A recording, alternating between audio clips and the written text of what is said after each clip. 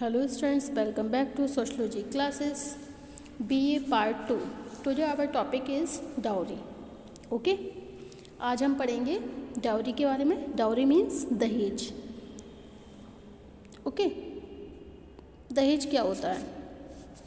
Actual में दहेज पारिवारिक जीवन की समस्याओं में सबसे बड़ी गंभीर समस्या है.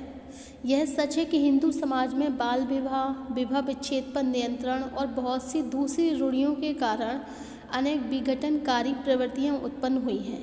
लेकिन दहेज प्रथा ने व्यक्ति, परिवार एवं संपूर्ण समाज के सामने जितनी गंभीर सामाजिक और आर्थिक समस्याएं उत्पन्न की हैं, उसका उदाहरण संसार के किसी भी दूसरे समाज में देखने को नहीं मिलता है. ओके,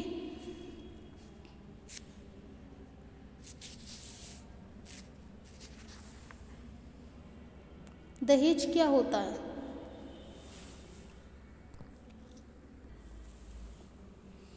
दहेज का अर्थ होता है जो संपत्ति विवाह के समय वधू के परिवार की तरफ से वर को दी जाती है. मतलब दहेज का अर्थ क्या होता है? जो रुपए विवाह के समय एक लड़की के परिवार की तरफ से लड़के के परिवार को दी जाती है.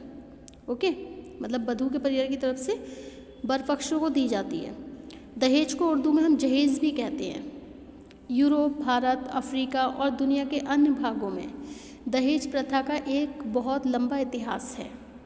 भारत में इसे दहेज, हुंडा या वर दक्षिणा के नाम से भी जाना जाता है तथा वधू के परिवार द्वारा नकद या वस्तुओं के रूप में यह वर के परिवार को वधू के साथ दिया जाता है. आज के आधुनिक समय में भी दहेज प्रथा नाम की बुराई हर जगह फैली है. ओके, पिछड़े भारतीय समाज में दहेज प्रथा अभी भी विकराल रूप में है.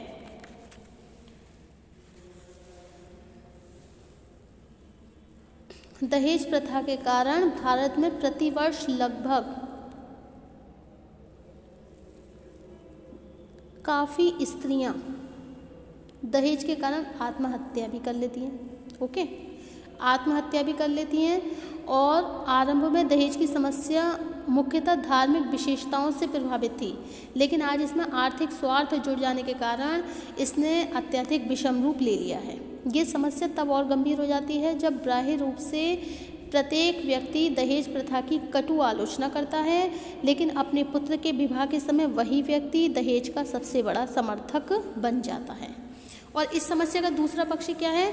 कुछ समय पहले तक दहेज प्रथा का प्रचलन केवल हिंदुओं के कुछ वर्ग तक सीमित था, लेकिन आज एक संक्रामक बीमारी की तरह ये फैलता जा रहा है. न केवल हिंदू जाति में है, बल्कि हर जाति में हम दहेज प्रथा की समस्या को देख सकते हैं. बल्कि यह समस्या दूसरे धर्म के अनुयायियों में भी प्रभावित होने लगी है. वर्तमान स्थिति यह है कि जो व्यक्ति जितना ज़्यादा संपन्न है, जितना शिक्षित है, दहेज का विरोधी होने के स्थान पर वो उतना ही दहेज लोभी होता जा रहा है. इसका तात्पर्य है कि शिक्षा और आर्थिक स्थिति में सुधार होने के साथ दहेज प्रथा की समस्या पहले से भी ज़्यादा गंभीर होती जा रही है. 1981 में भारत महिला समाज ने अपने वार्षिक प्रतिवेदन में इस प्रश्न पर अत्यधिक चिंता भी व्यक्त की है. दहेज निरोधक अधिनियम तथा सरकार के अनेक प्रयत्नों के बाद भी नवविवाहित स्त्रियों द्वारा की जाने वाली तथाकथित आत्महत्या 20 से 30 वर्ष की आयु में सबसे ज़्यादा क्यों होती हैं? स्वाभाविक है कि जिन्हें आत्महत्या कहा जाता है वे साधारण दहेज को लेकर की जाने वाली सुनियोजित हत्याएं ही होती हैं. ओके, इस समस्या के विभिन्न पक्षों को समझने के लिए जरूरी है कि हम दहेज प्रथा के वास्तविक अर्थ को जानें.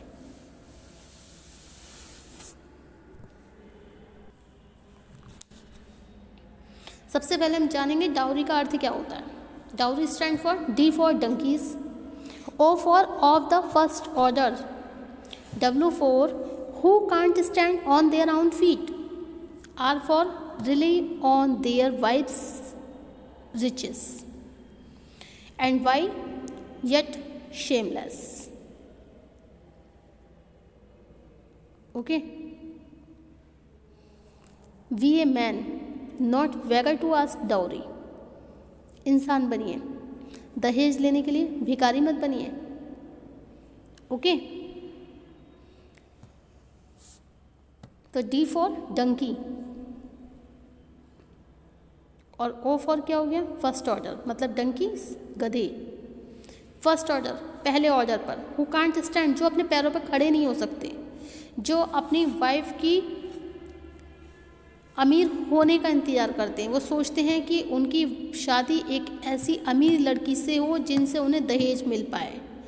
और वाइफ और ये शेमलेस है, बहुत शेमलेस है. बहुत शर्मनाक बात है कि एक लड़का एक वर पक्ष वधू पक्ष की तरफ से शादी में दहेज के नाम पर उनकी संपत्ति को लेता है. ओके, तो ये बहुत गलत है. दहेज क्या है? डाउरी इज ए कर्स, एक अभिशाप है ये. Dowry means gifts given by the girls parents at the time of a marriage. Dowry का मतलब होता है ऐसे गिफ्ट जो लड़की के माता पिता उसकी शादी पर देते हैं. This is the symbol of love और रेस्पेक्ट. ये प्रेम का और सम्मान का प्रतीक है. It is a help of the girl, ये लड़की के लिए एक बहुत बड़ी मदद होती है. So that she may set up her home, जिससे वो अपना घर सेटअप कर सकती है. But with the passage of time, लेकिन समय गुजरने के साथ ही the sense of dowry has change. लेकिन दहेज प्रथा का बिल्कुल अर्थ ही बदल गया है. इसका बिल्कुल meaning it has to be completely change. ये पूरी तरह से बदल चुका है. It has now become a social evil. Okay, ये क्या है? ये एक तरीके से एक सोशल इविल हो चुका है. It has to be convert in a social curse. एक तरीके से ये एक सामाजिक अभिशाप में बदल गया है, एक सोशल इविल में बदल चुका है. जबकि एक समय ये क्या था? एक समय it was the symbol of love and respect. एक तरीके से एक समय में ये प्रेम और सम्मान का प्रतीक माना जाता था. Okay, that's given by the girls parents at the marriage time, जो कि लड़की के माता पिता के द्वारा उसकी शादी पर दिया जाता था. But it have to be totally change in the social curse. लेकिन अब ये एक सोशल कर्स, एक ये अभिशाप के रूप में, एक सोशल इविल के रूप में बदल चुका है इसका अर्थ. ओके, तो this is the meaning of dowry system. Dowry is a social evil in India. We daily read in newspapers, watch TV about dowry. That's dowry spoil all pleasure of married life. It has taken a fearful form. ये एक तरीके से एक भारत में बहुत बड़ी सामाजिक बुराई है. हम डेली न्यूज़पेपर पढ़ते हैं, टीवी देखते हैं, मोबाइल देखते हैं, कितने सारे हमें ऐप्स पर हम पढ़ते हैं, इतने सारे सोशल ऐप्स हैं, हम उन पर पढ़ते हैं, डाउरी डेथ्स के बारे में पढ़ते हैं. ओके, कि दहेज के कारण उस लड़की ने आत्महत्या कर ली, कि दहेज के कारण उस लड़की ने जहर खा लिया. तो dowry spoil all the pleasure of married life. Dowry ने जितने भी मैरिड लाइफ के जितने भी प्लेजर्स हैं, एक शादीशुदा जीवन के जितने भी आनंद होते हैं, सबको ख़त्म करके रख दिया, सबको ख़राब कर दिया है. It has taken a fearful form. इसने ये किस रूप में कन्वर्टेड हो गई है? ये एक डरावनी अवस्था में कन्वर्ट हो चुकी है. Okay, so it can be social evil in India. Okay. दहेज की परिभाषा नवीन वेबस्टर शब्दकोश के अनुसार दहेज वह धन, वस्तुएं अथवा संपत्ति है जो एक स्त्री के विवाह के समय उसके पति के लिए दी जाती है. ओके, दहेज का अर्थ, दहेज किसे कहते हैं? दहेज अर्थ सामान्यतः दहेज का अर्थ उस राशि वस्तुओं या संपत्ति से लगाया जाता है जिसे कन्या पक्ष की ओर से विवाह के अवसर पर वर पक्ष को दिया जाता है। Causes of dowry. Causes of dowry system is prevailing in India due to following reasons: inferior status of women. Women do not get share in property. Women don't have independent source of income. Less literacy rate in women. More expenses on education of boys. Pressure of old tradition ambitions of become rich. Less number of highly educated grooms, social prestige, insurance or protection money. Insisting of same caste marriage.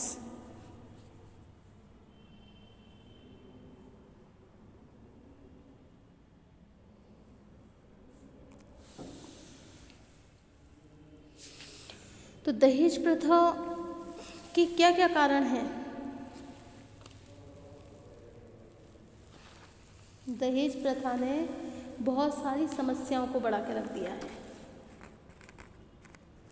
Okay, जैसे बाल विवाह, धार्मिक विश्वास, आर्थिक प्रतिस्पर्धा, काले धन में वृद्धि, पुरुष प्रधान सामाजिक व्यवस्था, संस्कृतिकरण की प्रक्रिया, सामाजिक प्रतिष्ठा का प्रतीक, माता पिता का प्रभुत्व। ओके,